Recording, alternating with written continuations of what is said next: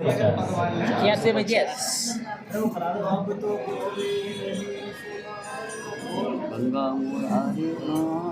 देखो उन्हें प्रहलाद जी जो हैं वो सुरीले हैं। इन्होंने कहा और भी है भाई कुछ सुनो। मैं तुमको श्याम बुलाऊं सादर घर में पधराऊं। मैं तुमको श्याम बुलाऊं सादर घर में पधराऊं। नैनों से स्वागत गाऊं। सर्वस दे तुम्हें रिझाओ। नैनों से स्वागत गाऊं। सर्वस दे तुम्हें रिझाऊं। जल पैर धुलाऊं। झूले तुम्हें झुलाऊं। अखियन जल पैर धुलाऊं। ये झूले तुम्हें झुलाऊं। प्रेमामृत रस नहलाऊं। भोजन रसम कराऊं। प्रेमामृत रस नहलाऊं। भोजन रस मधुर कराऊं। ये कोमल सेज सजाऊं। सुरबेत अति पवन डुलाऊं। ये कोमल सेज सुलाऊं। सुरबेत अति पवन डुलाऊं। कोमल कर चरण दबाऊं। छवि निरख सुख पाऊं। कोमल कर चरण दबाऊं। छवि निरख सुख पाऊं। छन छन मन मोद बढ़ाऊं। नाचूं गाऊं हर्षाऊं। छन छन मोद बढ़ाऊं। नाचूं गाऊं हर्षाऊं। नख सिख पर बलि जाऊं। मैनो छाबर हो जाऊं। नख सिख पर बलि जाऊं। मैनो छाबर हो जाऊं। राधा राधा राधा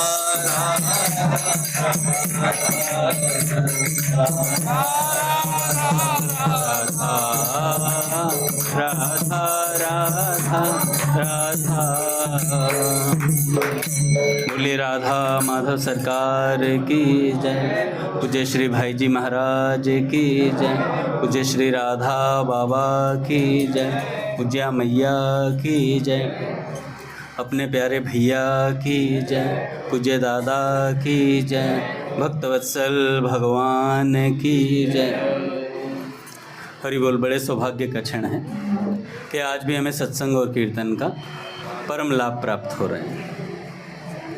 पहले पूज्य बाबा के कुछ विचार सुनेंगे आस्तिकता के आधारशिला पुस्तक से, फिर उसके बाद एक भक्त की चर्चा करेंगे।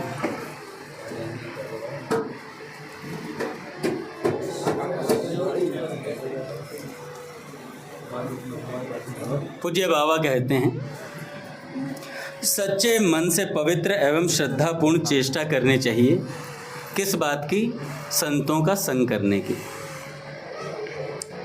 हाँ, उनके पास हम उनके होकर के रहें, अपनी इच्छा के अनुसार उनको चलाने की हास्यास्पद चेष्टा न करें। उनकी इच्छा अनुसार चलने की चेष्टा करें। हम अपनी इच्छा के अनुसार चलने के लिए संत को तंग करने लगते हैं। तभी श्री कृष्ण की माया हम पर फिरती है। जब हम संत को अपनी चेष्टा के अनुसार चलाने की कोशिश करते हैं तो फिर श्री कृष्ण की माया हम पर चलती है और हमारे लिए ऐसा संयोग बन जाता है कि बाध्य होकर हमको संत के पास से हटना पड़ता है भैया। ज़बरदस्ती भगवान हटा देते हैं, चाहे कोई कितना ही आसक्त हो, लेकिन अगर संत के हिसाब से नहीं चलेगा तो भगवान हस्तक्षेप करते हैं। फिर भगवान कहते हैं मैं देखता हूँ, आपके बस की नहीं है। संत भगवान को शांत कर देते हैं थोड़ी देर, क्योंकि भक्त अपराध को भगवान अपने ऊपर लेते हैं। कहते मेरा अपराध कर दिया, कोई बात नहीं, मैं देख लूँगा। लेकिन अगर संतों का अपराध, भक्तों का कोई अपराध करता है तो फिर भगवान हस्तक्षेप करते हैं उसके मध्य में। बाबा कहते हैं यदि वास्तव में हम अपने जीवन को भगवान के सन्मुख बनाने की इच्छा लेकर, पर्याप्त मात्रा में विनय का भाव लेकर, सांसारिक स्वार्थ को जलांजलि देकर संत के पास रहने की इच्छा करें तो फिर हमारा प्रारब्ध बाधा नहीं दे सकता। श्री कृष्ण की कृपा हमारी इस इच्छा को निमित्त बनाकर हमारे लिए तुरंत फल उन्मुख नवीन प्रारब्ध बना देगी भैया। हमको संत के पवित्र संग से वंचित नहीं होना पड़ेगा, सब काम होगा। इस पर हम एक दलील दे सकते हैं, क्या संत की इच्छा के विपरीत चलने की हमारी शक्ति है? बाबा कहते हैं इस पर हम एक तर्क दे सकते हैं, क्या संत की इच्छा के विरुद्ध हम चल सकते हैं? हम तो सर्वथा उनकी रुचि के अनुसार ही चलते हैं। बाबा कहते हैं पर यह दलील मन का भ्रम है, अतएव इसे दूर करने का प्रयत्न करना चाहिए साधक को। सार बात इतनी है कि हम अपनी जान में बेईमानी ना करें। बड़ा सुंदर लगता है मुझे भक्तमाल का सिद्धांत कि हरि गुरु दासन सो साचो सोई भक्त सही। अपनी पोल पट्टी खोल के रखो। कई बार क्या होता है कि हम कुछ अपराध कर रहे होते हैं ना तो उसे छुपा लेते हैं। अपने गुणों को ही ज़्यादातर हर व्यक्ति उजागर करने की कोशिश करता है। अरे हम तो ऐसे हैं जी, हम निकृष्ट नहीं हैं, चाहे अंदर से भीतर से चाहे कैसा ही हो। तो अपनी जान में बेईमानी ना करें, अर्थात अपनी पूरी शक्ति लगाकर यह चेष्टा करें कि मन में निरंतर भगवान का स्मरण एवं वाणी से आवश्यकता भर बोलने के बाद निरंतर नाम जप हो। यदि अपनी ओर से हम चेष्टा में त्रुटि नहीं करेंगे तो फिर भगवान की कृपा के दर्शन हो जाने में विलंब नहीं होगा। उनकी कृपा के एक कण का अनुभव होते ही सारी उधेड़ बुन मिट जाएगी, सारा कष्ट मिट जाएगा, जीवन अपने आप प्रभु के चरणों में समर्पित हो जाएगा। देखो पापों का फल नरक है, अतः किसी भी निमित्त से पाप नहीं होने चाहिए। वहाँ यह बहाना नहीं चलता कि मैंने अपने लिए पाप नहीं किया। पाप करने वाले को ही पाप का दंड भोगना पड़ता है भैया। अतः किसी के भी मुलाहिजे से, व्यापार आदि में झूठ कपट आदि नहीं करना चाहिए। सर्वथा झूठ कपट से हम बचें। इसके लिए यदि स्वजनों का त्याग करना पड़े तो करने के लिए तैयार रहना चाहिए, नहीं तो स्वजन के साथ ही हमें डूबना पड़ेगा भैया। पूज्य प्रेमानंद जी महाराज बोल रहे थे काका एक दिन, कह रहे थे कि मेरे साथ जितने व्यक्ति हैं, जितने हमारे परिकर हैं, सबके सब भगवान के धाम जाएंगे, कोई टेंशन की बात नहीं। पर इन साधकों को एक सावधानी रखनी पड़ेगी, जो नहीं करना चाहिए वो नहीं करना है। जो सावधानियां मैंने बताई हैं, और सबसे बड़ी सावधानी बताई थी कि भैया व्यभिचार नहीं करना है। व्यभिचार नहीं करना है साधक को। गलती हो जाए तो उपवास रखना चाहिए, गलती हो जाए तो उपवास रखना चाहिए, जिससे दोबारा गलती होने की संभावना कम होती चली जाए। एक बार निर्जला रहेंगे ना, अगली बार ध्यान रहेगा यार पिछली बार मुझसे गलती हुई थी तो निर्जला रहना पड़ा था। अब मुझे समझ में आया है महात्मा लोग पैर छुआने पे या कोई गलती हो जाने पे निर्जला क्यों रहते थे। इसलिए रहते थे कि गलती होने की संभावना कम हो जाती थी। मैं तो अपनी बताता हूँ, गलती हो जाती है तो भूख और लगती है। पता नहीं क्या सिस्टम है, हैं काका? क्रोध आता है तो और भूख लगती है, हैं? बताओ, विलक्षण सिस्टम है भैया, हैं? तो गलती होने पर उपवास करने का ये फायदा होता है, महात्मा लोग इसीलिए बताते हैं। पूज्य बाबा कहते हैं प्रेम सत्संग सुधामाला पुस्तक में, मन अगर भटक जाए, हम बार बार कहते हैं ना गलती हो गई, उसके बाद पश्चाताप करते हैं। पश्चाताप अच्छा वाला नहीं करते हैं, इसलिए फिर दोबारा गलती होती है। अगर एक बार अच्छे से पश्चाताप हो जाए ना, अगर वाकई में पश्चाताप है तो वो दोबारा गलती नहीं हो सकती है। पूज्य बाबा कहते हैं विकारों में पड़ा हुआ साधक हृदय फाड़ फाड़ के रोता है, हृदय फट जाता है उसका भगवान के लिए कि नाथ मेरे अंदर ऐसे विकार है, मैं कैसे बचूं। लेकिन हम विकारों को पाल कर बैठते हैं। कोई बात नहीं, ये भी तो है, जीवन का एक पक्षी तो है। पक्षी हो, पक्ष नहीं, गिद्ध है, सिद्ध नहीं है। तो इसलिए भैया महापुरुषों ने जो कहा है कि व्यभिचार नहीं करना है, और व्यभिचार केवल एक ही तरीके का नहीं होता, व्यभिचार कई तरीके का होता है। धीरे धीरे संतों की बातें पढ़ कर के समझ में आती हैं बातें कि भैया व्यभिचार कितने प्रकार का होता है, कई प्रकार का। भजन कर रहे हैं, मोबाइल में मन लगा हुआ है, ये भी व्यभिचार है भैया। भजन कर रहे हैं, बात कुछ और सोच रहे हैं, ये भी व्यभिचार है भैया। सत्संग भजन के टाइम गायब है, ये भी व्यभिचार ही है भैया। हटे हुए उससे, जो मुख्य कार्य है उसको छोड़ रखा है। तो जब जब मन से भजन नहीं होगा तब तब वो व्यभिचार ही करेगा। तो इसलिए साधक को तो प्रयास करना चाहिए कि वो भजन ही करे भैया। तो बाबा कहते हैं अपनी सारी शक्ति लगाकर मन को भगवान के तथा संत पुरुषों से जोड़ दें, भगवान से और संत पुरुषों से जोड़ दें मन को। उदाहरण के लिए खूब तेज आग जल रही है, उसमें हम कोई भी चीज़ डाल दें, वह चीज़ भले ही गंदी से गंदी क्यों ना हो, जल करके अंगारा बन जाएगी। बस आग में पड़नी चाहिए, फिर आग का स्वाभाविक गुण है कि जलाएगी, अपने समान कर लेगी आग। आग में यह गुण कहाँ से आया? श्रुतियाँ कहती हैं भगवान से ही यह गुण आग में आया है। फिर अनंत शक्ति सामर्थ्य संपन्न भगवान से मन जुड़ते ही भगवान का गुण हम में आ जाता है भैया। जितना जितना भगवान से व्यक्ति, अब संतों को देखा काका, कितने उनमें दया आ जाती है, करुणा आ जाती है। एक चींटी को देखते भी फिर भी सोचते हैं इसे मारना मत भैया, मक्खी को मत मारना भैया। नारायण दादा कहते थे ये कुटिया मेरे से पहले तो चिपकली की है, क्योंकि हमसे पहले आई है, तो इसे मत भगाओ। तो ऐसी दया कहाँ से आती है हर जीव के प्रति? क्योंकि ये भगवान से जब जुड़ जाते हैं तो भगवान के गुण संतों में उतर करके आते हैं। बाबूजी ने एक चोर को रख लिया अपने पास। चोर को रखने के बाद उसका स्वभाव तो गया नहीं, वो रह तो गया बाबूजी के पास। फिर दोबारा चोरी कर ली उसने, सबको पता चल गया भैया चोरी करी है, उसको तलाशी लेने के लिए आ गए। तो बाबूजी को पता चल गया कि भैया इसकी तलाशी होने वाली है। उससे पहले बाबूजी दौड़ करके आ गए, उसके नंबर आने से पहले तलाशी हो, क्योंकि बाबूजी जानते थे इसने चोरी करी है।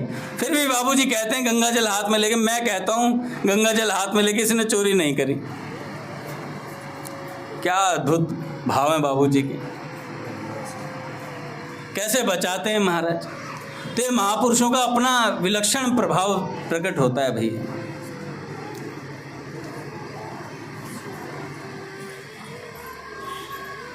तो ऐसे हमारे बाबूजी बाबा भी हैं, विलक्षण जीवों पर कृपा करते हैं भैया। एक बार जो कहीं कहीं से कैसे भी कोई आ जाता था ना, काम हो जाता था उसका, बस आ जाए सामने किसी प्रकार। वृंदावन में एक सज्जन है जो बाबूजी बाबा का चित्र ही बेचते हैं, मतलब बेचते नहीं बांटते हैं। अरे इन महापुरुषों का कोई दर्शन कर ले तो काम हो जाएगा, इतना ही बहुत है। बताओ कैसे कैसे विलक्षण भाव हैं भक्तों के। तो बाबा कहते हैं भैया यही बात संत महापुरुषों की भी है, क्योंकि शास्त्र यह बात स्पष्ट रूप से कहते हैं संत और भगवान में बिल्कुल भेद नहीं है। ये बात अभी हमें समझ नहीं आती है, जब तक अनुकूल है तब तक समझ में आती है, प्रतिकूल होते अरे यार गलती कर रहे हैं महापुरुष, गलती कर रहे हैं महापुरुष, अपनी औकात पे आ जाते हैं हम तो तत्काल, तुरंत के तुरंत वही आकार वही स्वरूप। अब मैं यहाँ कितना तृणादपि सुनी चैन और क्रोध को कंट्रोल करना चाहिए। घर पे कभी राधिका ने कुछ गलती कर दी, लैपटॉप इधर उधर रख दिया, क्या करा तुमने, बदतमीज, गुस्सा तुरंत आ जाता है। और यहाँ प्रवचन में कहूँगा क्रोध नहीं करना चाहिए, क्रोध आए तो उल्टी गिनती शुरू करो, 10 9 8 7 6 5 4 3 2 1। यही है सच्ची टेक। एक संत कह रहे थे भैया, मैंने उनसे कहा महाराज जी आप तो बहुत बड़े संत हो, तो उन्होंने कहा कि जिस दिन मेरी पत्नी कह देगी ये संत हैं उस दिन मान जाऊंगा मैं संत हूँ। फिर तो कभी नहीं बन पाएगा। फिर तो सोच लो संत हो ही नहीं सकते आप।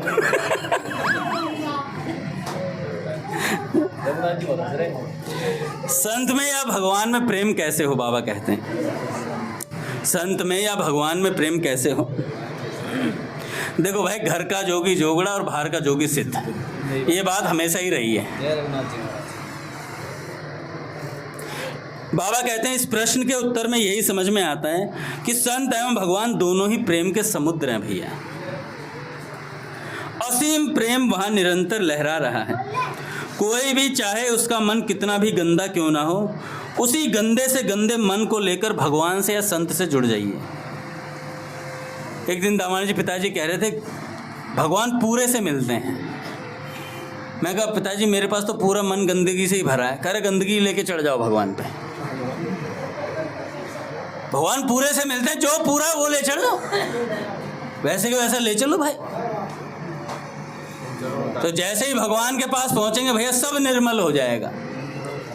पर चढ़े तो सही भगवान के पास जाकर के, उनकी चौखट पे माथा टेकना क्या है, भगवान का नाम लेना, भगवान के कीर्तन सत्संग में प्रेजेंट रहना, यही भैया उनके पास रहना है। कोई बहुत बढ़िया गाता है, कोई फर्क नहीं पड़ता, बहुत बढ़िया पदावली दे, सुर ऊपर फिर नीचे और फिर इधर और फिर इधर मुर्कियाँ ले जा रहा है। और कोई बहुत अच्छा सत्संग बोलता है, उससे भी कोई फायदा नहीं है। बहुत तगड़ी कोई कथा सुना दे, ले लच्छेदार बातें, हाँ? और उसके बाद वो अरे वाह वाह वाह वाह क्या सत्संग था। अरे कई बार कई लोग आते हैं अंगद जी क्या सत्संग बोलते हैं। मैंने कहा मुझे पता है क्या बोलता हूँ, मेरे को पता है भगवान नहीं मिल रहे, भगवान से प्रेम नहीं हो रहा, संतों से झूठ निकल जाता है मुख से, संतों के सामने बस अपनी अच्छाई प्रकट करने का चाव है, बुराई बताना नहीं चाहते। फिर क्या भगवान से प्रेम हो रहा है भैया। चाहे कितनी लच्छेदार बात बना लो, कितनी बढ़िया कथा सुना लो, कितने लपेटे मार लो, कुछ फर्क नहीं भैया। जब प्रेम होगा भगवान से कुछ करना नहीं पड़ेगा, सब होना शुरू हो जाएगा, सब होना शुरू हो जाएगा। तो बस प्रेम की बात है। हरि गुरु दासन सो साचो सोई भक्त सही, गई एक टेर फेर उड़ते न टरी। तो भैया एक बार सच्चे बन जाएं हम। 2 माला करते हैं ना तो 2 ही बताएं, करते हैं 2। रघुनाथ जी 1 लाख नाम जप करना चाहिए आपको। भैया तुम कितने करते हो? मैं तो 2 को ही लाख मान लेता हूँ। तुलसी जी के बगल में बैठ के करता हूँ ना, शास्त्रों में कहा ही गया है। तो हमारे पास जुगाड़ होता है काका।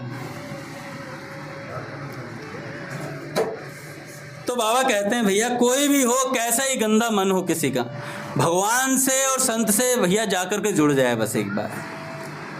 अगर अच्छे ही होते तो हमें क्या गरज थी काका, हम अगर अच्छे ही होते, बड़े गुण होते और हम वैराग्यवान होते और महाराज काम क्रोध मद लोभ से एकदम कुछ भी नहीं होता हमारे भीतर और एकदम निर्मल मन के होते, तो फिर हमें किसी की आवश्यकता थी क्या? हम ही परमात्मा होते फिर तो। परमात्मा तो अभी भी है हम। परमात्मा तो अभी भी है हम। तो भैया गंदा से गंदा व्यक्ति क्यों, कोई भी भगवान के पास चला जाए तो भैया भगवान कृपा करते हैं भैया। पापियों के लिए ही तो पतित पावन नाम है भैया। पतित न होते जगत में तो कौन पतित पावन कहता है ना। तो पतित तो बने, हम पतित भी नहीं बन पाते हैं। हम पतित कहाँ बन पाते हैं काका? कोई हमें कह दे, काका मुझे कह दे अंगद जी आप बहुत तगड़े पापी हो, काका यार, आप बड़े हो तो मतलब कुछ भी बोलोगे। मेरे एक पापा और दादा प्रणाम। तो भैया पतित नहीं बन पाते हम लोग, पतित बनेंगे तभी तो पतित पावन भगवान आएंगे। पाप हम पाप कर्मा हम अपसंभव। मैं पापी हूँ, पाप करता हूँ, और दूसरा बोल दे तू पापी है, तू पाप करता है, तू होगा पापी। पट खुलेंगे महाराज। जय राधे राधे राधे, जय जय जय श्री राधे।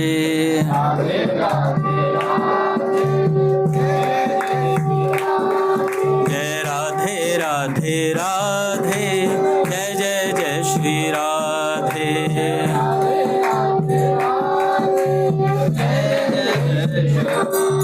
जय राधे राधे राधे, जय जय जय श्री राधे।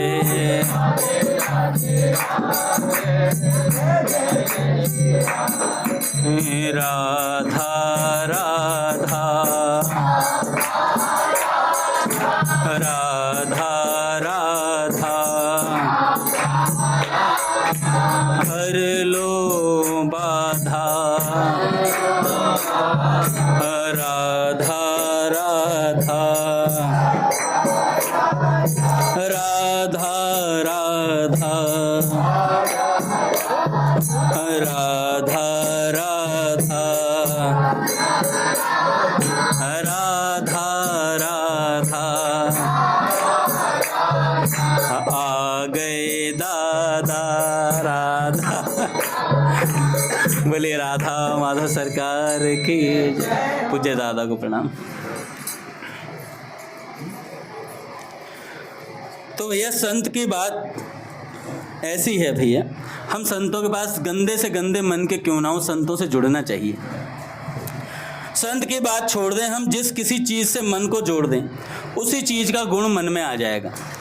आप देखोगे जिस व्यक्ति के साथ हम रहने लग जाते हैं तो वैसा ही स्वभाव बनने लगता है। बेकार आदमियों के साथ रहोगे तो बेकार बन जाओगे, संतों के साथ रहोगे तो संत बन जाओगे भैया। ब्रज में रहोगे तो ठाकुर जी जैसे गुण आने शुरू हो जाएंगे अपने आप, है ना। तो जिस चीज़ के साथ मन को जोड़ा जाता है उस चीज़ का मन पर प्रभाव पड़ता है। अतएव हमारी दृष्टि में जो सबसे ऊंचा पुरुष है उसके साथ मन को जोड़ दें, जिससे भगवत भक्ति बढ़ती हो, उसके साथ अपना संबंध जोड़ लें। अहंकार है तो उसे रहने दें, पर भगवान या संत से मन जुड़ना चाहिए, फिर अहंकार को जलते देर नहीं लगती है। अहंकार है हमारे भीतर, तो अरे हम ऐसे नहीं सुनेंगे, हम ऐसा नहीं करेंगे। कोई बात नहीं, मत करना, पर संत से जुड़े रहना किसी भी तरीके। एक दिन संत कुछ ऐसा करेंगे तुम्हारे सारे अहंकार को जला डालेंगे, सारे अहंकार को जला डालेंगे महाराज। अहंकार बचेगा नहीं।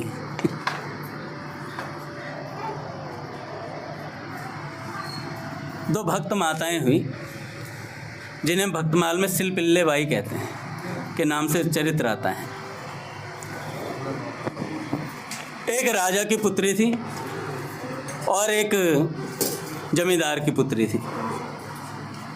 दोनों में मित्रता थी।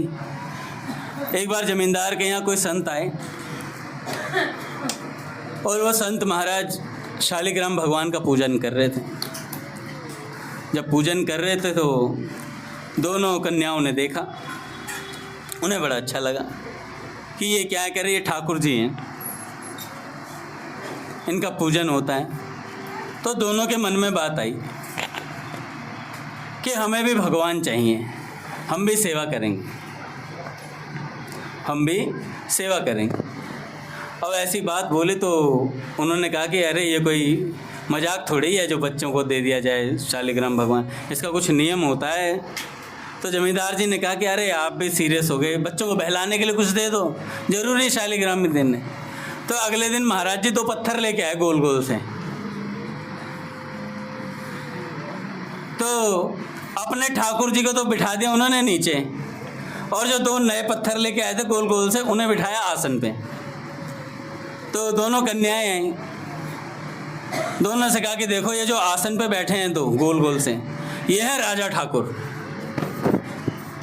और ये जो नीचे है ये छोटे ठाकुर समझ लो तुम। तो कौन सा लोगे? तो दोनों ने कहा राजा ठाकुर लेंगे हम तो। बालिकाएं बच्ची ही थी दोनों की दोनों। दोनों के मन में आ गया कि हमें तो राजा ठाकुर चाहिए, तो दोनों को एक एक गोल गोल पत्थर दे दिया। अब भैया वो दोनों ने ले तो लिया। अब ऐसे भाव से सेवा करी महाराज, उनकी सेवा सिद्ध हो गई। एक तो सिलपिल्ले बाई जी जो थी, दोनों लड़कियां थी, उनको शुरुआत में भैया गोल गोल पत्थर दिए थे। शालिग्राम जी नहीं थे, पर भाव ऐसा दृढ़ हुआ, खूब सेवा करने लगी और सेवा करते करते सिद्ध हो गई महाराज। जो जमींदार की लड़की थी, उनके चाचा से उनकी दुश्मनी थी, मतलब चाचा बहुत बैर भाव रखता था। एक दिन क्या हुआ कि उनके घर का सारा सामान उसने चुरा लिया, और चोरी में क्या किया, ठाकुर जी को भी चुरा के ले गया। तो जमींदार की लड़की थी, उसने अपने पापा से कहा कि पापा मेरे ठाकुर जी ले गए, बताओ। तो उनके पिताजी ने कहा देख बेटा, मेरे को पूरा शक है तेरे चाचा ही सब सामान चुरा के ले गया। तो जा, तू तो भतीजी है, तू जाके कहेगी कि चाचा मेरे ठाकुर जी दे दो, तो वो दे देंगे, तू तो बच्ची है, तेरे से क्या दुश्मनी है। अच्छा, वो चली गई, जा कर के चाचा से कहने लगी चाचा चाचा मेरे ठाकुर जी दे दो, हमें पता है आपने चुराए हैं। अब वो चोरी कबूले तो मरा। भाई वो कहे मेरे पास ही तेरे ठाकुर जी, तो इसका मतलब सारी चोरी इसी ने करी है। अब उसने कहा कि वैसे तो मैंने चोरी करी नहीं और करी है, तो जब भाई तेरे ठाकुर जी हैं, तू इतना प्यार करती है, जब तू यहाँ तक आ सकती है तो वो क्या भीतर से बाहर नहीं आ सकते? तो क्या ठाकुर जी भीतर से बाहर नहीं आ सकते अगर मेरे पास है तो? तू यहाँ तक चल के आ गई मेरे पास, भक्त आ गया, भगवान नहीं आ सकते क्या थोड़ी दूर चल के?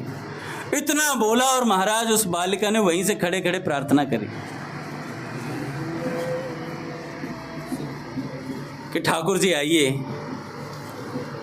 और महाराज ऐसी भाव से प्रार्थना करी कि ठाकुर जी उड़ते हुए आए और आ करके उसकी गोद में आ गए,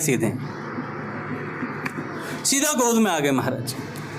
और महाराज चाचा ने जब ये दृश्य देखा, वो ठाकुर जी यूं जा रहे हैं, कहने लगे यार ऐसी भक्त जिस भाई के घर में पैदा हुई हो, उस भाई से मैं वैर किए बैठा हूं। तो अपनी भतीजी के ही चरणों में गिर पड़े महाराज, कहने लगे बेटी मुझे माफ़ कर देना, और मैं आज के बाद इस तरीके को कुछ नहीं करूँगा। और अपने बड़े भाई से भी जाकर के क्षमा मांगी महाराज। ऐसा भक्ति का प्रभाव था। मजाक में महात्मा ने दिया था गोल से। ऐसी वो राजा की लड़की थी, बड़ी हुई, ठाकुर जी से बड़ा भाव था, और जिससे विवाह हुआ उसके साथ जाने लगी, तो ठाकुर जो कह दो, बटुआ कह दो या टोकरी जिसमें रखते हैं ठाकुर जी को बिठाते हैं, वो साथ लेके चल दी। पति ने कहा ये क्या है? करे ये मेरे प्राण धन जीवन सर्वस्व हैं। पति ने कहा मैं कौन हूँ फिर, हु एम आई? यही तो भक्ति की शुरुआत है। चलो सत्संग में पता चलेगा। तो उसने कहा कि ये प्राण धन जीवन सर्वस्व हैं, तो मैं कौन हूँ? ला इसे मुझे दे। और छीन लिया महाराज ठाकुर जी को और जल में फेंक दिए महाराज। जल में फेंक दी, वो रुदन करने लगी। और जब रुदन करने लगी तो उसने कहा इतने तुम्हारा प्रेम है ठाकुर जी से, तो ठाकुर जी जल से बाहर नहीं आ सकते क्या? इतना दृश्य बोलना ही था। उस बालिका ने भी प्रार्थना करी और महाराज ठाकुर जी जल से बाहर आकर उसकी गोद में आ गए, और सारा परिवार फिर भक्त बन गया महाराज। तो ऐसी बात होती है भैया, जिसका भगवान से जुड़ाव होता है ना, भगवान से अपनापन, जो स्वामी जी की पुस्तक है, पूज्य भैया कहते हैं पढ़नी चाहिए कि भगवान से अपनापन हो कैसे। आप देखते होंगे अपने पूज्य पंडित गया प्रसाद जी महाराज, उनको श्री लाडली शरण जी जो रासलीला वाले थे, उन्होंने एक बार थोड़ा सा रुक्ष व्यवहार कर दिया उनके साथ कह दिया कि आप क्या पीछे ही पड़े रहते हो रास बिहारी ठाकुर के यार। और उन्होंने प्लानिंग बनाई और श्रीनाथ द्वारा चले गए लेकर के रास मंडली को। पंडित जी महाराज के पास पैसे नहीं थे, पैसों का सर्वथा अभाव था, घर में 4 जने और साथ रहते थे, तो पंडित जी महाराज के पास बिल्कुल पैसा नहीं था भाई। और ऐसे अभाव में भी उन्हें निरंतर भाव में भरे रहते थे कि रास बिहारी ठाकुर ही सर्वत्र दिखते थे उन्हें। 17 दिन के लिए रास मंडली गई थी, मतलब 17 दिन उन्होंने काट लिए थे। जब 16वां दिन था तो पंडित जी महाराज रोते ही रहते। घर वालों ने कहा कि ऐसे कैसे चलेगा घर, और आसपास के जो मित्र थे उन्होंने कहा कि पंडित जी महाराज आप तो, क्योंकि 16वां दिन था और उनका शरीर, मतलब ये समझ लो अगर 17वां दिन आ गया तो प्राण निकल जाएंगे, ऐसी स्थिति थी। तो सबको चिंता हुई इनके प्राण कैसे बचे, कोई कुछ कर नहीं सकता था। पंडित जी महाराज ने कई दिनों पहले कोई जनपत्री बनाई होगी किसी सेठ के बच्चे की। अब क्या हुआ, वो सेठ आया और आ करके लिफाफे में 50 रुपये दे करके गया। उस समय 50 रुपये बहुत होते थे, क्योंकि पंडित जी महाराज 1 रुपया लेते थे जन्मपत्री बनाने का। तो कहा कि भाई जो 1 रुपया लेता हो उसे 50 रुपये मिल जाए। और जैसे ही 50 रुपये मिले पंडित जी को, पंडित जी महाराज ने कहा भैया ठाकुर की लीला है कुछ, वरना जो 1 रुपये का काम था उसके लिए 50 रुपये कोई क्यों देगा। जैसे ही 50 रुपये मिले पंडित जी महाराज ने कहा अब गृह त्याग होगा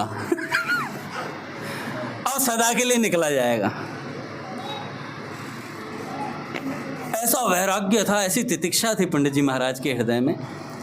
उस समय उन्हें कोई कुछ नहीं सूझ रहा था, जैसे तैसे हो भगवान होने चाहिए निकट में, ये बात उनके हृदय में थी। ऐसी आग लगी पड़ी थी। तो घर के आसपास वाले लोगों ने कहा भाई 50 रुपये हैं, तो अब आप घर तो छोड़ के जा रहे हो, तो जो ये 4 जीव हैं इनके लिए कुछ व्यवस्था करेंगे। पंडित जी महाराज सोचा ही नहीं और 50 रुपये में ठाकुर जी के लिए बढ़िया बढ़िया मेवा खरीदे, बढ़िया बढ़िया वस्त्र खरीदे और सब चीज़ें ले करके भाई हम तो जा रहे हैं रास बिहारी ठाकुर के पास, और नाथ द्वारा के लिए ट्रेन का टिकट वगैरह करके और सीधा नाथ द्वारा पहुंच गए। रास्ते में एक गड़बड़ थी, उन्हें डर था कि श्री लाडली शरण जी जो रासलीला वाले हैं वो मुझे डांट ना दे पहुंचने पर जब भगवान चाहते हैं भक्त से मिलना तो कौन डांट सकता है। उन्हें लग रहा था लाडली शरण जी कुछ मेरे से रुग्ण व्यवहार करेंगे और मेरे को डांटेंगे, कुछ ना कुछ कहेंगे, क्योंकि उन्होंने पहले ही मना किया था रास बिहारी ठाकुर के आसपास मत दिख जाना, आसपास मत आना बिल्कुल भी। अब पंडित जी महाराज ये सोच रहे हैं और जा करके जैसे ही पहुंचे वहाँ श्रीनाथ द्वारा, सबसे पहले भेंट ही लाडली शरण जी से हुई। कह रहे अब गया काम से। और महाराज एकदम विपरीत हुआ। श्री लाडली शरण जी ने कहा कि पंडित जी महाराज आप यहाँ भी आ गए। तो पंडित जी ने कहा आता कैसे नहीं। तो उन्होंने कहा कि आ गए हो तो मिल लो, ऊपर हैं ठाकुर जी। तो पंडित जी महाराज कहने लगे, अपने शब्दों में कह रहे थे कि मुझे बिल्कुल यकीन नहीं था कि लाडली शरण जी ये कहेंगे कि रास बिहारी ठाकुर से मिल लो तुम जा करके ऊपर। पर भाव ऐसा था और ठाकुर जी की कृपा ऐसी थी। रास बिहारी ठाकुर जी छोटे ही थे, 8-9 वर्ष के। जैसे ही पंडित जी महाराज गए और जाते ही पंडित जी महाराज ने चरणों में माथा टेक दिया। इधर पंडित जी रो रहे हैं और उधर ठाकुर जी रो रहे हैं। सिर पर हाथ रख के बार बार ठाकुर जी लाड कर रहे हैं पंडित जी को, बार बार लाड करे जा रहे हैं, खूब अच्छे से लाड कर रहे हैं महाराज। अब उसके बाद पंडित जी को लग रहा था कि अब लाडली शरण जी एक बारी मिलने देंगे, उसके बाद कहेंगे भाई वापस घर चले जाओ। लाडली शरण जी आए और कहा कि जब तक यहाँ रासलीला होगी तब तक ठाकुर की देखभाल पंडित जी आप करेंगे। पंडित जी की लॉटरी खुल गई। महाराज। अब दिन रात संग हो रहा है ठाकुर जी का। पंडित जी महाराज बाद में कहते हैं कि मुझे नहीं पता था वो रास बिहारी ठाकुर साक्षात श्री कृष्ण नहीं है। कह रहे उस समय मेरे मन की स्थिति ऐसी थी कि मैं रास बिहारी ठाकुर को साक्षात श्री कृष्ण ही मान चुका था, इसलिए मेरे मन की स्थिति ऐसी थी और मेरे भावों के अनुसार ही ठाकुर जी मेरे से व्यवहार कर रहे थे। मेरे भाव के अनुसार वो साक्षात बनकर ही व्यवहार कर रहे थे मुझसे। तब पंडित जी महाराज सुबह ठाकुर जी को नहलाते धुलाते श्रृंगार करते, जहाँ जहाँ प्रोग्राम होता वहाँ पर श्रृंगार करके स्वयं अपने हाथों से श्रृंगार करते रास बिहारी ठाकुर का। इतना प्रेम हुआ महाराज, इतना प्रेम बढ़ा। इसलिए कहा जाता है भाव बढ़ाना चाहिए ठाकुर जी के प्रति। एक बार दादा भैया आ रहे हैं, अपने तटीय स्थान के महात्मा हैं श्री भगवान दास जी महाराज। उनके पास एक गृहस्थ दंपति गए और जा कर के प्रणाम किया। उन्होंने कहा कि महाराज ठाकुर ठाकुरानी कृपा करें। तो उन्होंने कहा, भगवान दास जी महाराज ने कहा कि जाओ, तुम पर कृपा होगी और तुम सीधा मोरकुटी चले जाओ,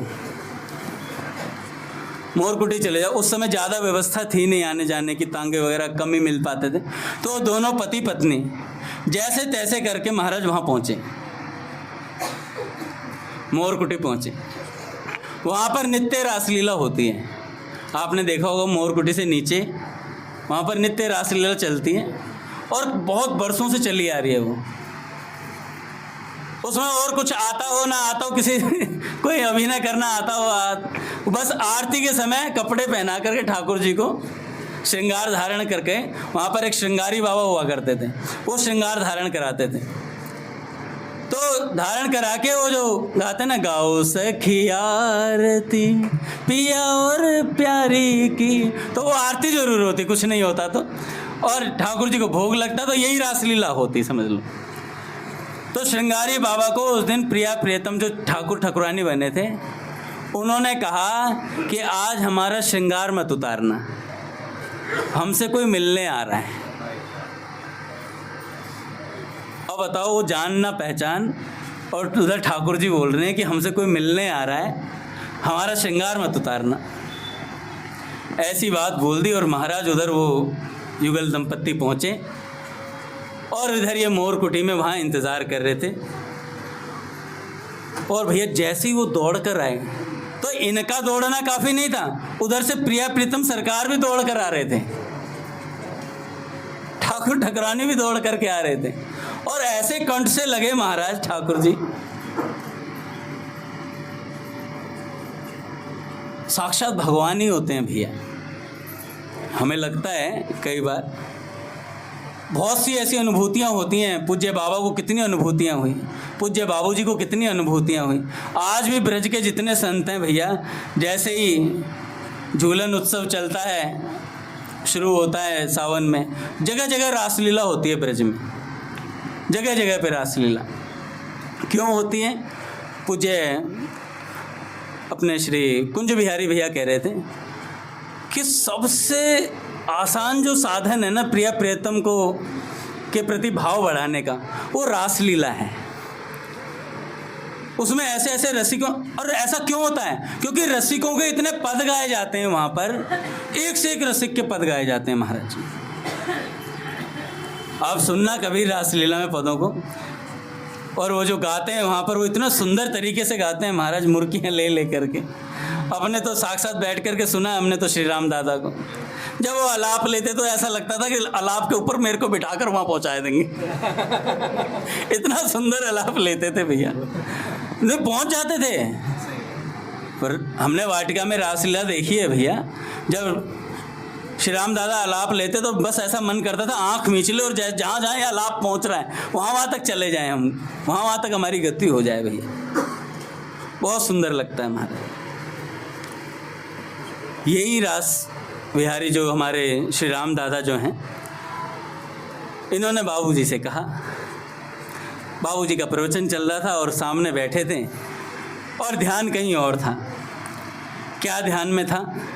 कि मैं दुनिया को रास बिहारी ठाकुर के दर्शन कराता हूँ, प्रिया प्रियतम की लीलाओं का इतना दर्शन कराता हूँ, क्या मुझे भी कभी श्री लाडली जी की कृपा प्राप्त होगी? इतने सुंदर सुंदर पद करवाता हूँ, गा करके सुनाता हूँ, सबको इतना सुंदर दर्शन करवाता हूँ, क्या मुझे भी दर्शन प्राप्त होगा? और बाबूजी का प्रवचन चल रहा था, भाई जी की नज़र पड़ी होगी उन पे। तो जब प्रवचन समाप्त हुआ तो भाई जी ने श्री राम दादा नीचे चले गए तो भाई जी ने किसी परिकर से कहा कि श्री राम शर्मा जी से कहिएगा एक बार आकर हमसे मिलें। अच्छा, भाई जी कभी ऐसा बोल दें तो उस समय भैया भाई जी प्रमुख थे और भाई जी किसी से कहेंगे हमारे पास भेजना, हमें उनसे बात करनी है कुछ, तो थोड़ी घबराहट भी होती थी बीच में, क्या कुछ अपराध बन गया है क्या, कुछ बात हो गई है क्या। जैसे अपने पूज्य भैया कहते हैं अंगद दास मुझसे मिल के जाना, तो या तो कुछ गड़बड़ हुई है या भैया कुछ प्रसाद वगैरह कुछ देना चाहते हैं भैया। तो श्री राम शर्मा जी ऊपर गए और जाकर के बाबूजी के सामने बैठे। बाबूजी ने पूछा कि आज प्रवचन में आप कहाँ थे? तो श्री राम दादा ने कहा बाबूजी मैं तो प्रवचन में सबसे आगे ही बैठा था। कह रहे हाँ वो तो मुझे पता है आप सबसे आगे बैठे थे, पर थे कहाँ? कह रहे बाबूजी थे कहाँ मतलब? कह रहे मन कहाँ था तुम्हारा? कह रहे बाबूजी मन तो कुछ और सोच रहा था। कह रहे क्या सोच रहा था? कि बाबूजी मन सोच रहा था मैं सबको रास लीला का दर्शन कराता हूँ, प्रिया प्रियतम का दर्शन कराता हूँ, क्या मुझे भी कभी लाडली जी की कृपा प्राप्त होगी, क्या मुझे भी मेरे भी नैनों को तृप्ति मिलेगी? तो भाई जी ने कहा कि भैया ऐसी बात सोचनी ही क्यों है, मैं कहता हूँ तुम पर श्री जी की कृपा अवश्य होगी और जीवन रहते होगी। तो भाई जी ऐसा आश्वासन दे दें भैया, फिर तो काम हो गया भैया। फिर तो श्री राम दादा की स्थिति आप लोगों को भी पता कैसी थी। हमने भी पूछा दादा हो गया काम? वो पुस्तक में हमने पढ़ा था बाबूजी ने आश्वासन दिया, कह रहे सब हो गया, सब हो गया, चुप चुप गोपनीय सब हो गया। तो जब आश्वासन, अच्छा उसके बाद आश्वासन मिलने के बाद बाबूजी ने कह दिया तुम्हें लाडली जी की कृपा मिलेगी, लाडली जी के दर्शन मिलेंगे। उसके बाद श्री राम दादा ने कभी रासलीला नहीं करी। ऐसा सुनने में आया कभी आपको? नहीं आया होगा कि श्री राम दादा ने कह दिया, बाबूजी ने कह दिया अब तो मैं घर पे रहूँगा आराम से, अब मैं कहीं नहीं जाऊँगा, कोई पद नहीं खाऊँगा। ऐसा हुआ कहीं सुना? साधन और दुगने वेग से बढ़ा महाराज कि प्रियतम से मिलने को जिसके प्राण कर उठे हाहाकार। फिर तो भैया वो श्री जी की कृपा होगी मुझ पर। जैसे अपना पूज्य प्राची दीदी ने कहा कि भैया इन भक्तों पर कृपा जल्दी होगी, ये 5 पहले इन पर जल्दी कृपा होगी, इसके बाद इन 10 का नंबर, इन बाकी सबका नंबर लगेगा एक एक करके। कह दिया 10 साल बाद कृपा होगी। अब हमने कहा 10 साल बाद ही मंदिर में एंट्री होगी।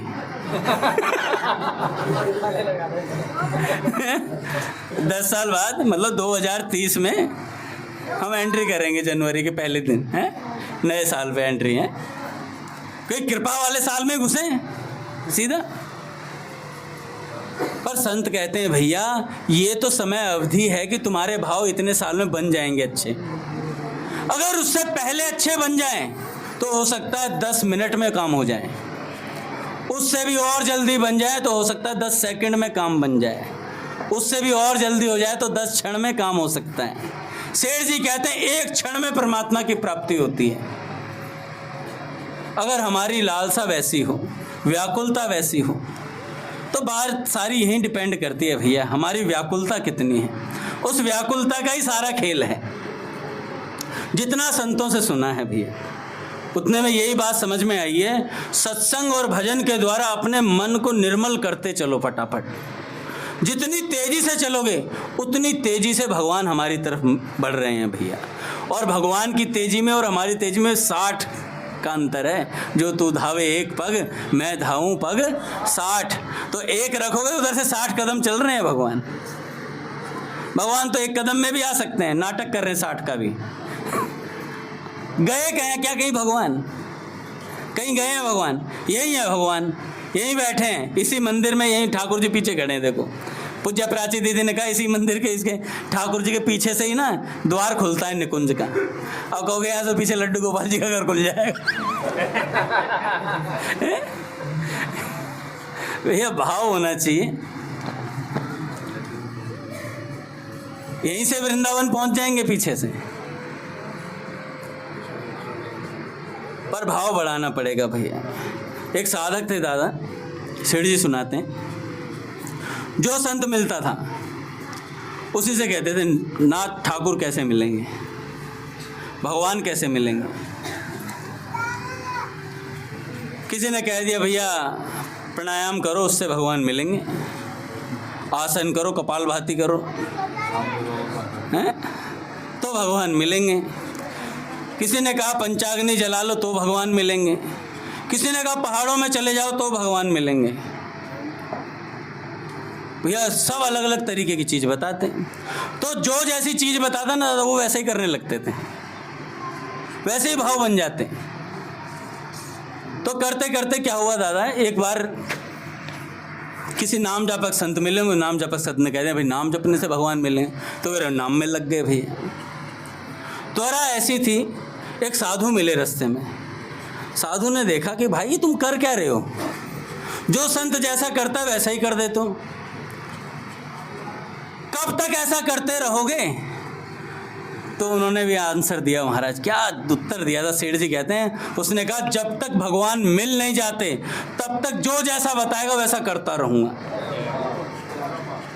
रहूँगा वैसे। अब दादा उल्टा है, हमारी दृष्टि है कि काका क्या कर रहे हैं, रघुनंदन तू कैसा भजन कर रहा है, मैं कैसा करूँ। उससे मैंने बोला था दादा महादेव जी मेरे को सिखाया है, खुद में लाख कमी पर सामने वाले में बर्दाश्त नहीं है मुझे सामने वाले में बर्दाश्त नहीं मुझे, खुद में लाख कमी सही, सामने वाले को पवित्र करके छोड़ूंगा, गंगा जल लाओ सब पवित्र कर देंगे। तो उन्होंने कहा कि भैया जब तक भगवान नहीं मिल जाते तब तक भैया पीछा नहीं छोड़ना है भगवान का। पूज्य पंडित जी ऐसा ही दृढ़ निश्चय लेकर चले हुए थे महाराज कि किसी प्रकार से भगवान का सानिध्य प्राप्त हो जाए। अपने पूज्य बाबा भी यही दृढ़ निश्चय लेकर के चले थे भैया, कैसे भगवान की प्राप्ति होनी है। पूज्य बाबूजी महाराज, हमने तो पूरा जीवन चरित्र सुन रहे हैं, कैसी व्याकुलता है। पूज्य भैया आगे महाराज, अच्छा आगे आगे हो जाओ महाराज।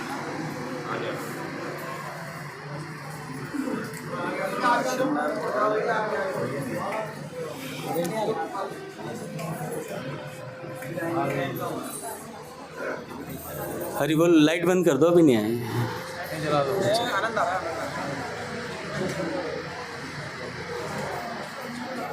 कोई बात नहीं, आगे आगे हो जाओ, बहुत जगह है, पीछे से उठ के मत जाओ, कोई बाहर आ जाओ, जगह बहुत है भैया, आगे आगे आ जाओ। कौन रोक सकता है जाने वाले को? Nobody can stop you। तो भैया बाबा कहते हैं दो ही उपाय हैं। कौन से दो उपाय हैं? गिरधर ध्यान से सुनना। जिस प्रकार मशीन चलती है उसी तरह यदि जीभ से जागने से लेकर सोने तक नाम चलता रहा, निरंतर उच्चारण होता रहा, तो इतनी शीघ्रता से भगवान के अस्तित्व में विश्वास होगा कि काम हो जाएगा भैया।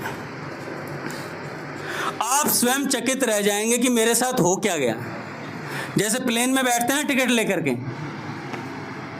और बैठे 1.5 घंटे में वाटिका,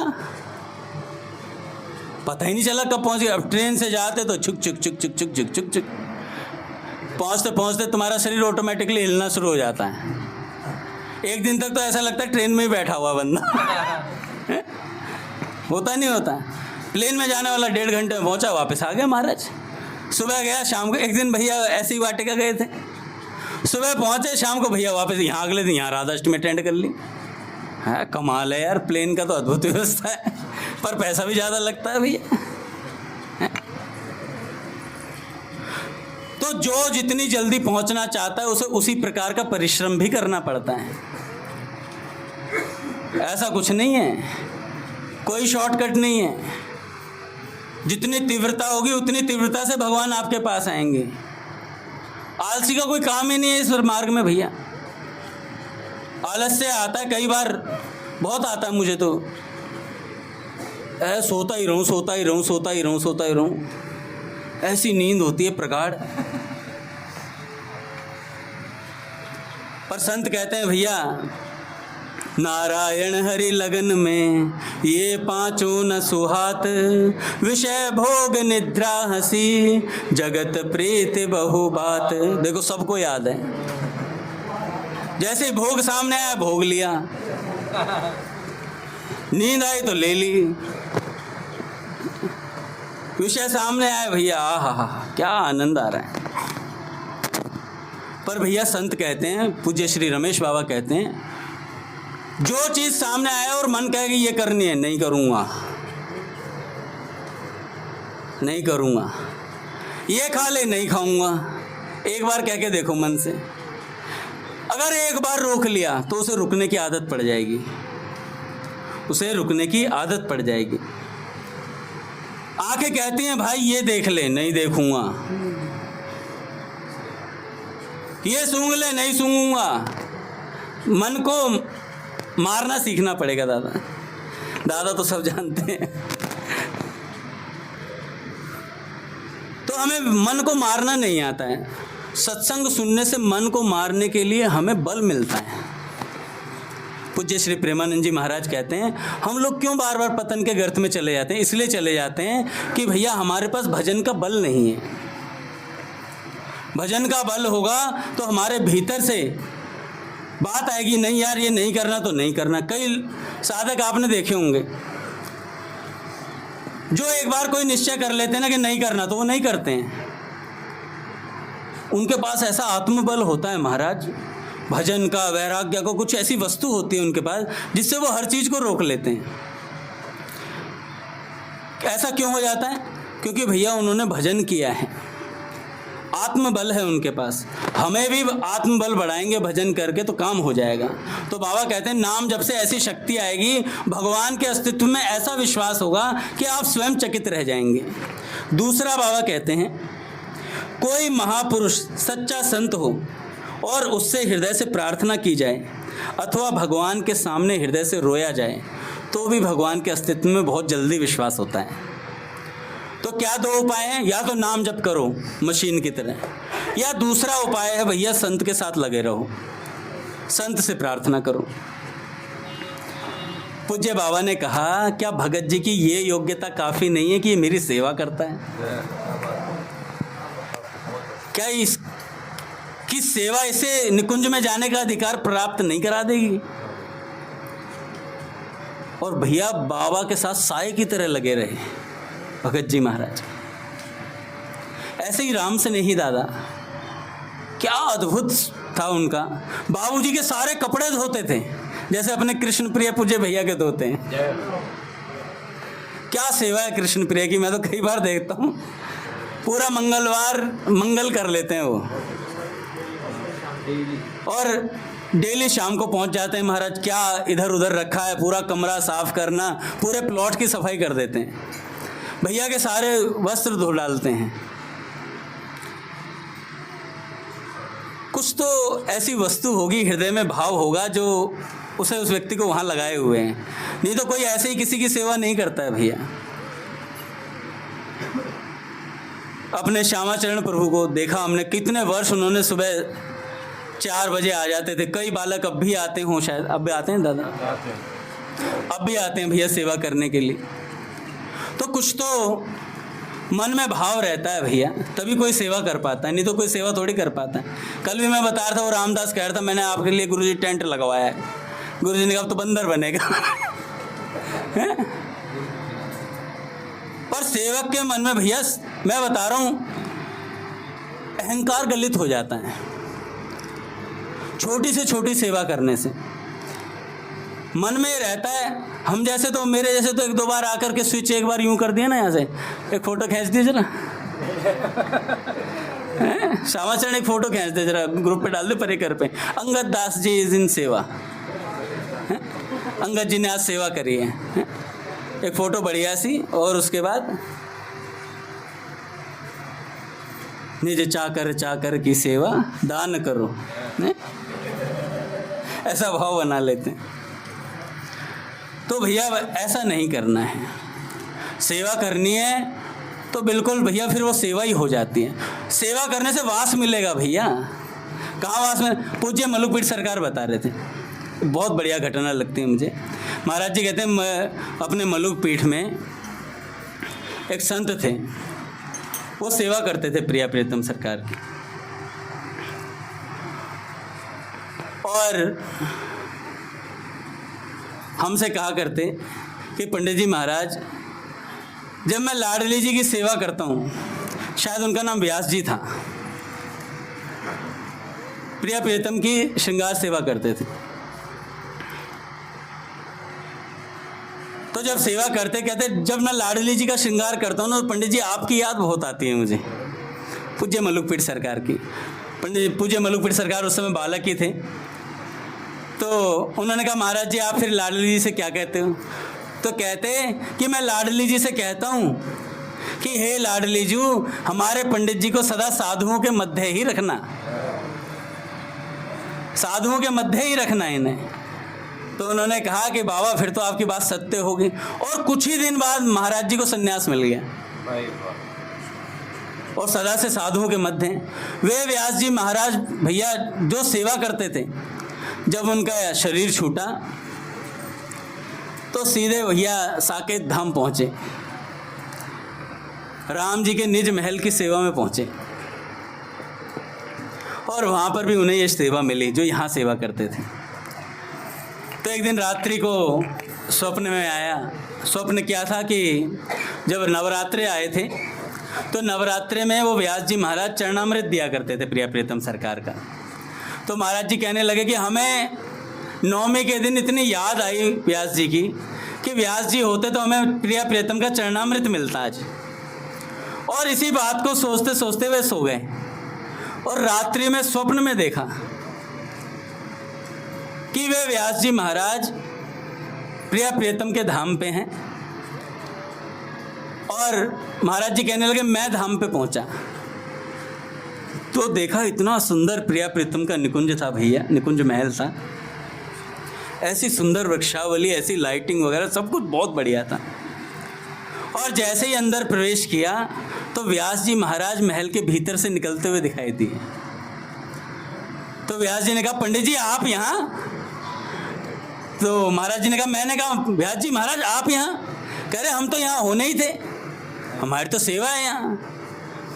तो पंडित जी महाराज ने कहा कि महाराज जी ठाकुर जी का दर्शन हो सकता है क्या, राम जी का? तो उन्होंने कहा रुक जाओ मैं एक बार पूछ के आता हूँ हनुमान जी से। हनुमान जी भीतर थे, तो हनुमान जी से पूछने गए, कहने लगे भैया हमारे पंडित जी आए हैं, हमारे पंडित जी आए हैं, और हमारे पंडित जी को प्रिया प्रियतम सरकार के दर्शन करने। तो हनुमान जी महाराज ने कहा वो तो सो रहे हैं अभी। फिर महाराज जी प्लीज़। तो हनुमान जी महाराज ने कहा बस अंदर नहीं जान दूंगा, एक कोने से दर्शन करा दूंगा। ये है भैया फल। इसलिए संतों से बातचीत बना के रखो, बड़े लोगों से बातचीत रहेगी तो तुरंत काम होगा, कोर्ट में, पुलिस में, कहीं भी। और वहाँ पे हेडक्वार्टर जो ऊपर है ना, वहाँ भी बड़ी जल्दी काम होगा। तो व्यास जी महाराज ने कहा इधर आओ। पंडित जी महाराज को बगल में ले गए, और महाराज हल्का सा पट खोल करके यूँ दिखाया तो श्री जानकी जी और राम जी महाराज पौड़े हुए थे, उनका दर्शन किया महाराज। तो महाराज जी बताने लगे कि देखो जो सेवा हम यहाँ कर रहे हैं वही सेवा हमें वहाँ मिलेगी, वही सेवा हमें वहाँ मिलेगी।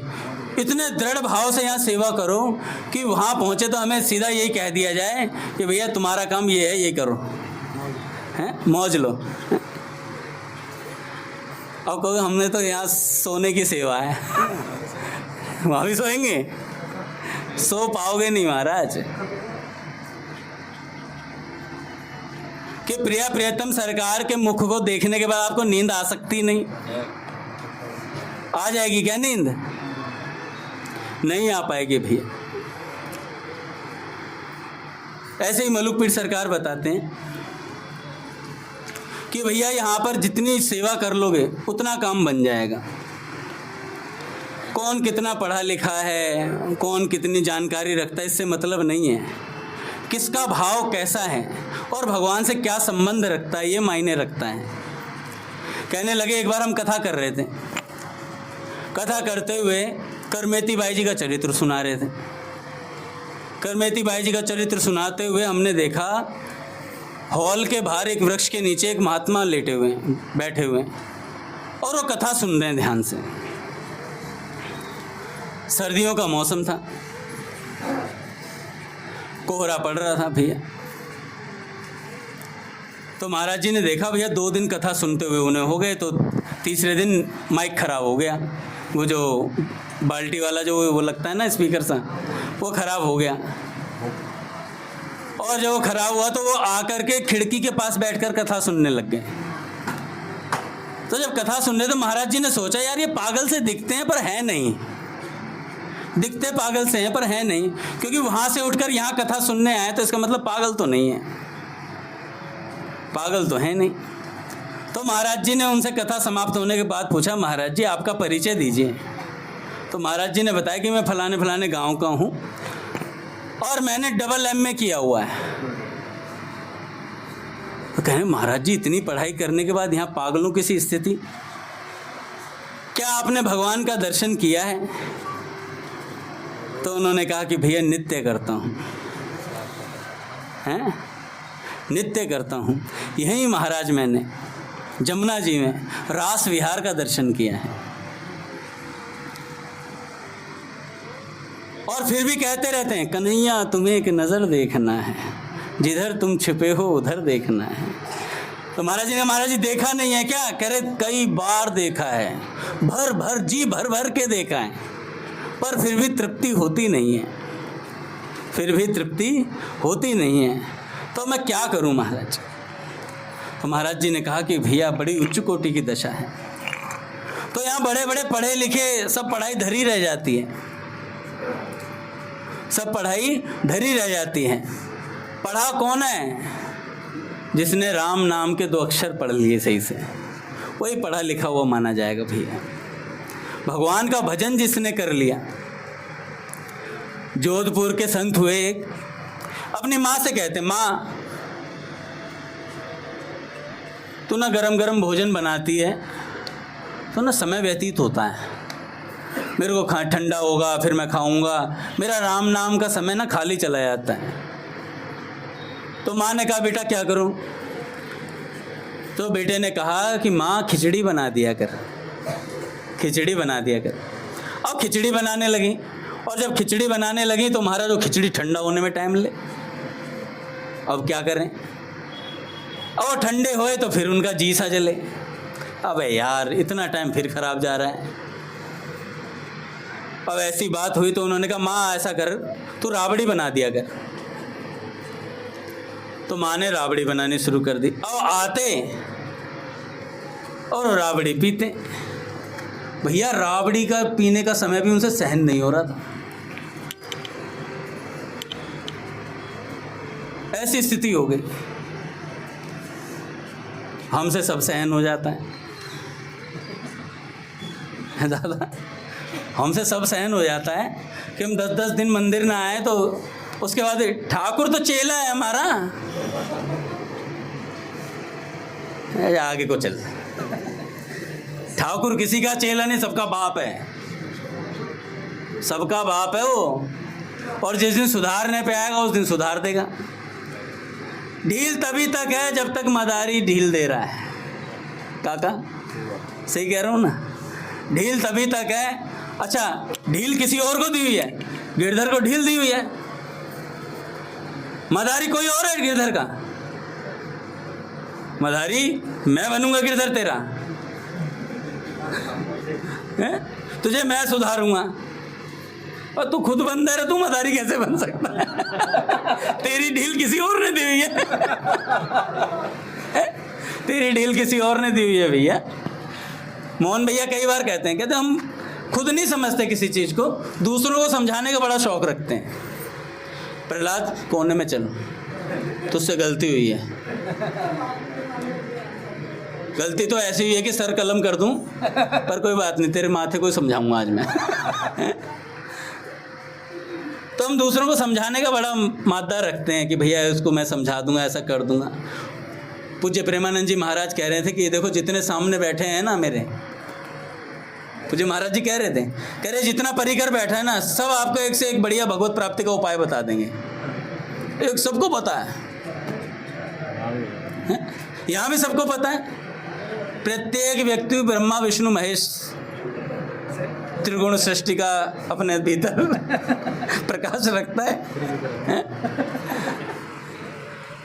तो हमारे पास उपाय बहुत हैं, करने वाले बहुत हैं। दामानी जी पिताजी ने मेरे से कहा, नहीं मैंने पिताजी से बोला, पिताजी काम क्रोध लोभ मद मोह बहुत परेशान करते हैं, बेटा इधर आ, पटाख चाटा उनका फेवरेट है। पिताजी टपाक से रख देते हैं, आप कुछ कह सकोगे नहीं हैं? और पिताजी ने कहा कि ऐसा कर, स्वामी जी महाराज ने कहा चिल्ला चिल्ला कर, हे नाथ हे मेरे नाथ, मैं आपको भूलूं नहीं, ऐसे पुकार किया कर। जब जब मन में काम क्रोध मद लोभ आए तभी तब कहना, हे नाथ मैं आपको भूलूं नहीं, हे नाथ मैं आपको भूलूं नहीं। मैंने कहा ठीक है। 1 साल हो गया था काका। अगले साल फिर पिताजी आए, पिताजी से मिला मैं, पिताजी काम क्रोध मद लोभ, कह रहे पिछले साल भी यही हालत थी तेरी।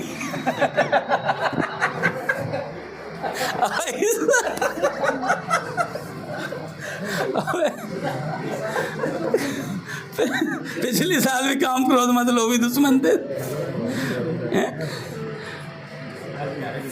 इधर आ पास में, चाटा फिर रसीद किया, कह रहे जो मैंने कहा था वो किया। मैं पिताजी क्या कहा था? कह रहे बस हो गया तेरा, तूने कुछ नहीं किया। तो संतन कयो नेक नहीं मानो, कियो सदा मन भायो री किशोरी राधे, कि सदा मन भाया किया, संतों की बात मानी नहीं, इसलिए सुधार नहीं हो पा रहा है। 10 साल पहले जैसे थे ठूंठ से, आज भी वैसे ही हैं। वही प्रश्न आ गए, भैया मन नहीं लग रहा, लगेगा भी नहीं ढीठ। मैं करता हूँ ये काम करता हूँ, मैं पूज्य भैया से कई बार पूछता हूँ, भैया भगवान में जीन, मैं दादा को ही बोल देता हूँ, दादा आजकल मन नहीं लग रहा। दादा कहते हैं रोज़ का धिल्ला है तेरा यार, चला के बैठ, भजन करो भजन। तो भजन हम करते नहीं, मतलब मैं करता नहीं। और उसके बाद क्या नाम है, फिर बार बार वही प्रश्न, मन नहीं लगता। मन लगेगा कैसे, लगाया ही नहीं। गिरधर मन लगाया ही नहीं। पूज्य भैया आ रहे हैं, पता कर लो भाई। हाँ फिर ठीक है। कई बच्चे घूर रहे हैं मेरे को यार, ये शरद पूर्णिमा की।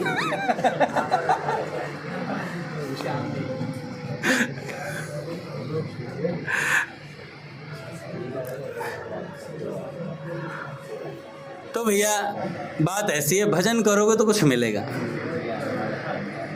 परमेश्वर बाबू, वो रामेश्वर बाबू जी थे ना, उनके पास चला गया मैं एक बार। अपने राम किशोर जी सेवा करते हैं उनकी, करते थे, 2 साल पहले उनका शरीर चला गया। तो अपने राम किशोर जी सेवा करते हैं ना। अरे राम किशोर जी नहीं चले गए, रामेश्वर बाबू जी। ये बच्चे सोच रहे हंस रहे हैं, राम किशोर जी हैं और वो सदा यंग ही रहते हैं, राम किशोर जी।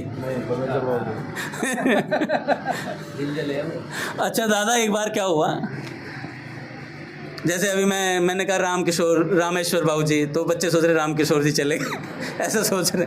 एक बार मैंने यहाँ कथा सुनाई, कथा सुना करके मैं प्लॉट पे पहुँचा। प्लॉट पे 2 बच्चे और पहुँचे पीछे पीछे। काका ने उनसे पूछा, आज अंगद जी ने कौन सी कथा सुनाई? सुनाया कुछ और था मैंने। कह रहे ध्रुव जी का चरित्र। कह रहे वही वाली। तो पता ही नहीं होता, सत्संग सुन लिया उसके बाद कुछ पता ही नहीं है क्या सुना क्या नहीं सुना। तो रामेश्वर बाबू जी बैठे हुए थे, मेरे को भक्त ले गए। राम किशोर जी ने बोला कि अंगद जी आओ महात्मा के दर्शन करा दो। मैं गया भाई, फटाफट दौड़ता दौड़ता फटाफट गया। रामेश्वर बाबू जी बैठे हुए थे और सर्दी का मौसम था, और बाबू जी तो माला कर रहे थे। राम किशोर जी के बारे में बताने लगे, ये सोता रहता है, भजन नहीं करता है, उठाना पड़ता है, मैं तो पानी का मग डाल देता हूँ इसके ऊपर। फिर मैंने कहा बाबू जी कुछ कृपा कर दो। कह रहे हैं सेठ जी के यहाँ भिकमंगों का काम नहीं है, कमाओ और खाओ। हैं, कमाओ और खाओ। तो ऐसे भैया कमाओ और खाना है भैया। कई बच्चे तो तर्क ही देते, सत्संग ही मार देते मेरे में, अरे हम तो बाबूजी के, कुछ नहीं करना। गीता भवन नंबर 8 नया बना दिया। कुछ नहीं करना। अरे महात्माओं ने आश्वासन दिए, जो लाड़ चाव किया ये इसलिए किया कि भैया हम निराश ना हो जाएं। काका, हम निराश ना हो जाएं किसी तरीके से, इसलिए महात्मा लोग कहते हैं अरे बच्चा कोई बात नहीं, कुछ नहीं करना पड़ेगा, मैं कर दूंगा सब मेरे हिसाब से, तो टेंशन मत, तुझे निकुंज की प्राप्ति होगी, सीधा प्रिया प्रियतम के चरणों में पहुंचा, तो कुछ मत करना। और हम भी ये सोच के बैठे कुछ नहीं करना, फिर मतलब कुछ नहीं करना, कुछ नहीं, भाग गए यहाँ से हैं? अलग ले लिया राजस्थान में मकान। पूज्य भैया आ गए। श्री राम जय जय